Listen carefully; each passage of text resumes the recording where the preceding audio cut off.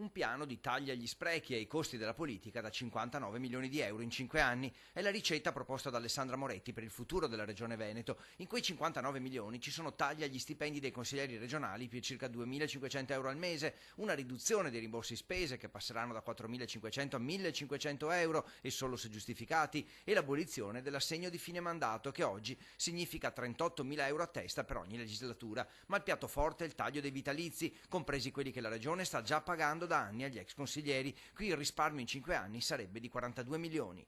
Noi paghiamo ogni anno 11.200.000 euro per i vitalizi degli ex consiglieri regionali, una somma molto più alta rispetto a quanto ci costano i consiglieri regionali attuali. Quindi noi rimettiamo in discussione tutto e ricalcoliamo i vitalizi in base al sistema contributivo e non più a quello retributivo, come succede per i cittadini normali. Altro fronte caldo, quello della lotta alla corruzione e una maggiore trasparenza. La candidata del centro-sinistra è decisa a ridurre drasticamente le aziende partecipate, con presidenti e consigli di amministrazione a carico della regione. Attualmente sono 98, molte con bilanci in rosso. Saranno pubblicati gli appuntamenti quotidiani di governatori e assessori, le fatture pagate dalla regione e un sito web permetterà di seguire l'andamento di tutti i lavori pubblici passo per passo. Si sono trasformati dei poltronifici, delle strutture che invece dovrebbero lavorare per una strategia e per una programmazione regionale sulla parte infrastrutturale della finanza. Noi le ridurremo drasticamente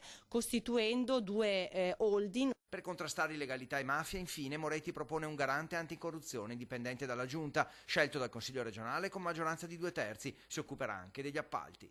Nomineremo un'autorità indipendente anticorruzione che avrà la funzione di risvoltare come calzini tutti gli appalti e le opere pubbliche in corso.